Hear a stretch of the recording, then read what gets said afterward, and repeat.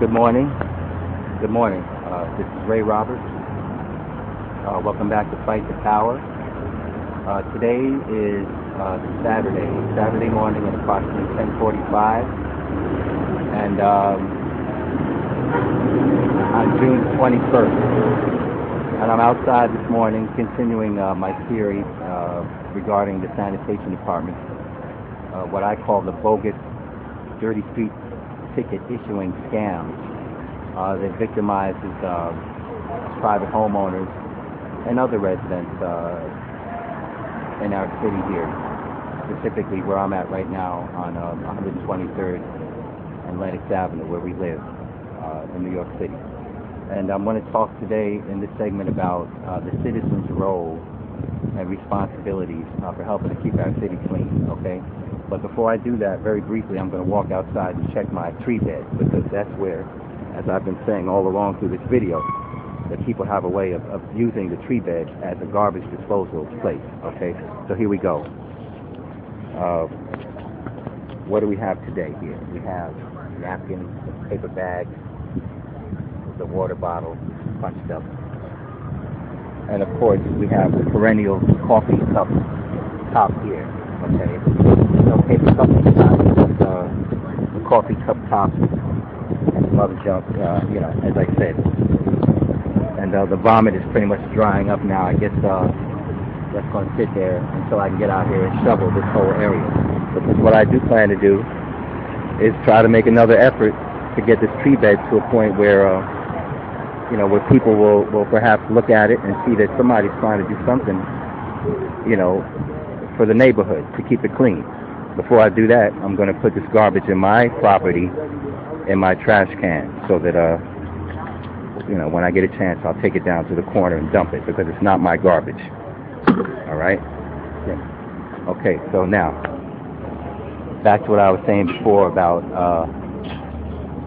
the citizens' role in cleaning up. I want to say a couple of minutes ago, first of all, I talked to a gentleman down the street. His name is I don't need to say his name. He's a gentleman that goes around, picks up people's garbage and trash. He collects bottles and cans and what have you, and he gets paid for it.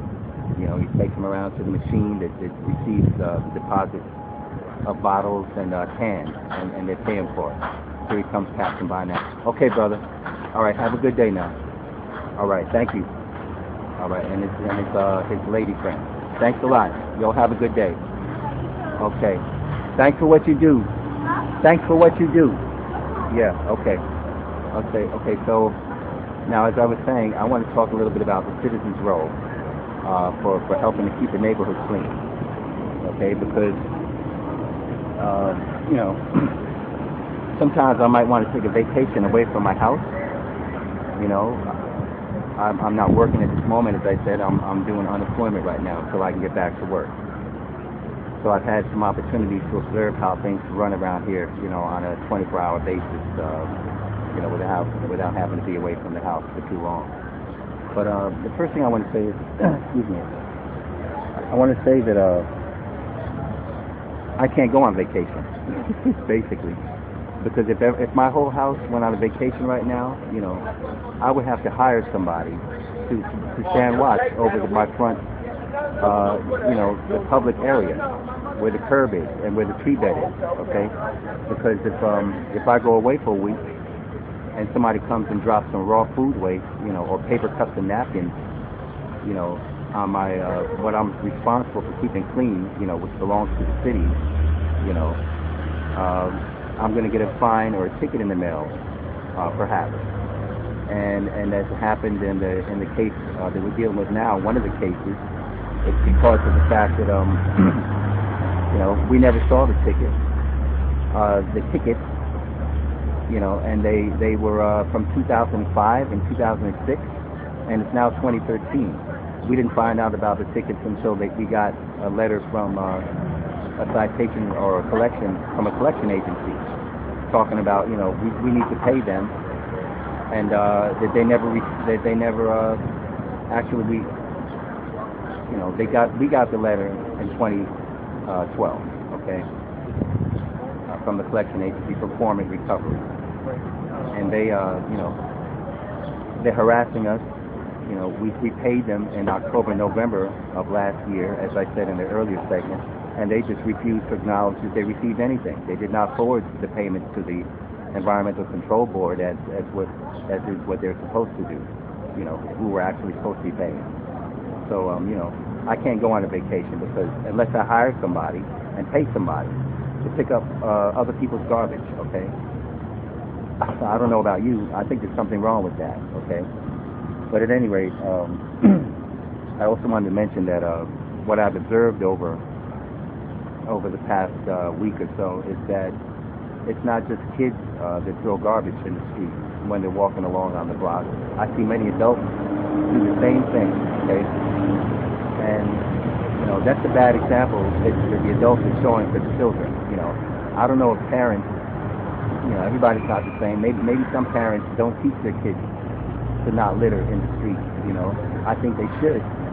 I think they should, but everybody's different, Maybe they assume that, well, you're giving somebody else a job, and it's all right to just throw your garbage in the street because, you're giving the Sanitation Department a job, okay? But the fact is, from what I found out, is the Sanitation Department drives by in a car or in a truck, and they throw bags that are, placed outside on the street in an orderly fashion. They pick those up in their truck and throw them in the back of the truck, and that's great, okay? But as far as paper cups, napkins, bags of Cheetos, raw food waste, boxes, all kinds of other, garbage that people just incidentally, just throw in the street. Actually, we all end up paying for that in taxes to the Sanitation Department and these other agencies that don't pick up garbage on the curb, okay? You might think that because you live in an apartment that you're not responsible for the garbage, that your landlord has a maintenance company that collects garbage. But guess what? How you doing, Pam? How are you? Good to see you. But what I'm saying is that,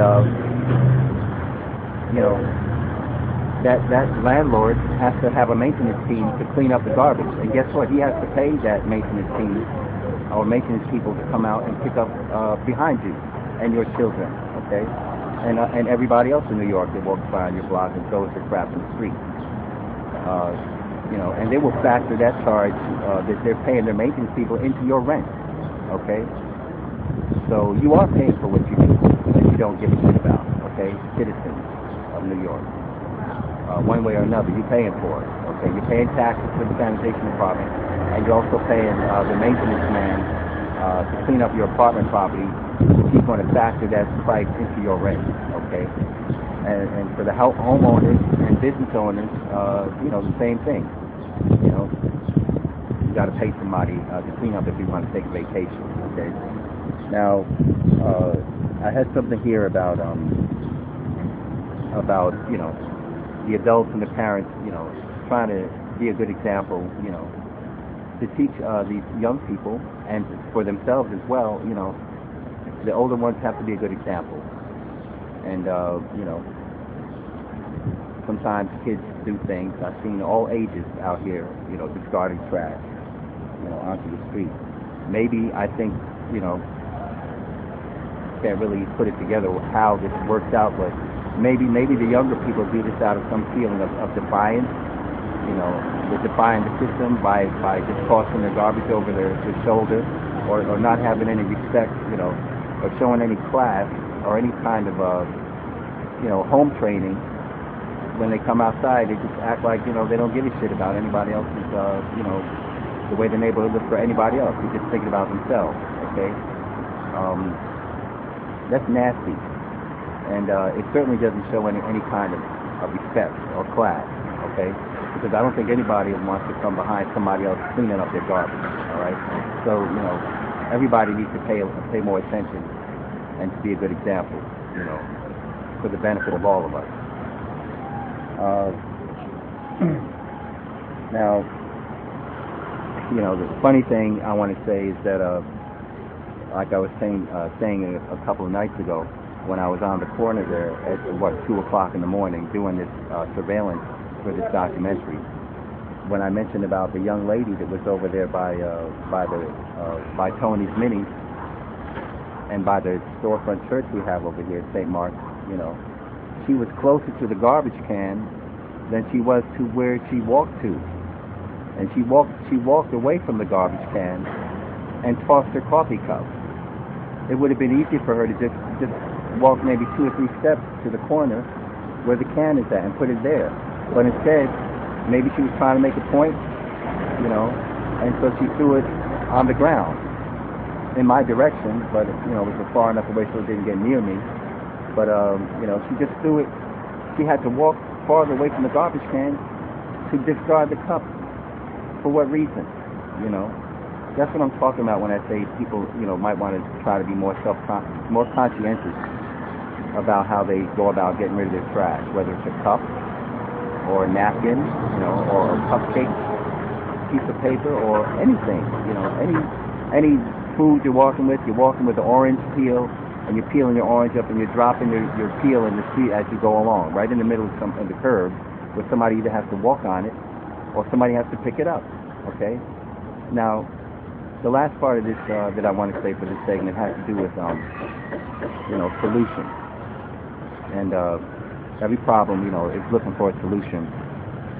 And this may be a far-fetched idea, but somebody thought of it at some point when they invented those machines that you find around New York City and different places, that accept cans and bottles to recycle. You see people every day picking up bottles and cans because they know they're going to get paid for it. Okay, they help keep the neighborhood clean. It gives these people a way to make money. If they don't have another job, it's a way to support themselves. So they've taken advantage of it, and you don't see a lot of bottles and cans, that are able to go into these machines around like you used to. Why? Because somebody's getting paid. Okay, and that's great. I think that's great. My idea, which may seem impractical to some folks, is that you expand the ability of these machines to accept other types of garbage and refuse that people happen to leave in the street. For instance, paper bags and coffee cups. Okay, and I mentioned the coffee cups and napkins and paper towels because that's the alleged offense that we committed. Back in 2005 that we never found out about until 2012 from the collection agency.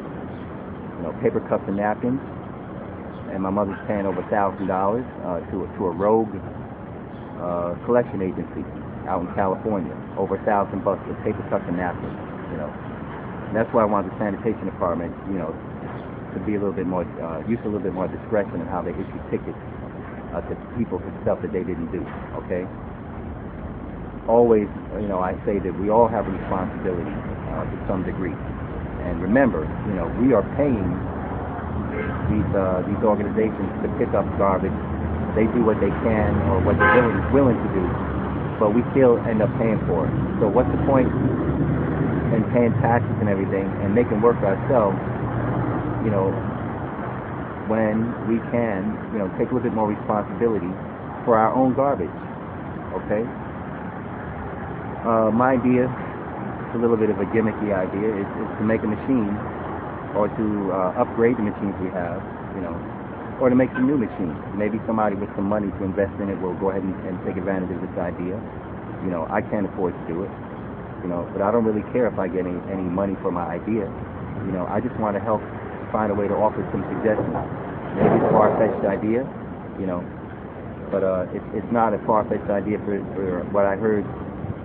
At one point, I read an article online, I believe it was in the Daily News, where they were talking about the sanitation inspector that came and kicked the bag and then wrote a ticket to somebody because they were trying to, get paid when there really wasn't any offense for them to even to do that. And they caught her doing it, okay? As I said, these people are not required to take a picture, to prove that there was an offense. So evidently some of them, at least one of them, of the hundreds or however many people do this, are taking advantage of that fact, taking advantage of it, and writing bogus tickets. Okay, I envision a machine called the garbaginator or the trashinator, okay, where any citizen of any age is allowed to collect garbage, like the types of things I mentioned earlier, whether it be a paper cup, or paper towels or napkins and boxes and stuff, that will accept a bag of this stuff, a garbage bag full of this stuff, and it could go according to the weight that they deposit in the machine, and the machine issues them some money. Okay? Same concept as the bottles and the cans, just includes some other types of garbage, so that people can get paid. Kids can pick up behind themselves when they have a reason, they have some kind of motivation to pick up the garbage that they and other people throw on the street for no reason. Okay? That's just an idea. I'm sure there's some other ideas out there, and hopefully these will come into being as we move along into the future, the 21st century, okay, where we have all this technology, to create all kinds of machines, computerized machines that can decipher, what's in the bag when they drop the bag in the trashinator or the garbage eater. Okay, just an idea. All right. I think I'm going to wrap this segment up right now. Taking up a lot of my time doing this research for this documentary, and hopefully I'll be back. Hopefully I won't have to come back and do any more talking about this, but I have a feeling I will. So you might want to look forward to the next segment that I produce on this. Okay. Until then, you all take care. Keep your neighborhood clean. This is Ray Roberts. Fight the power.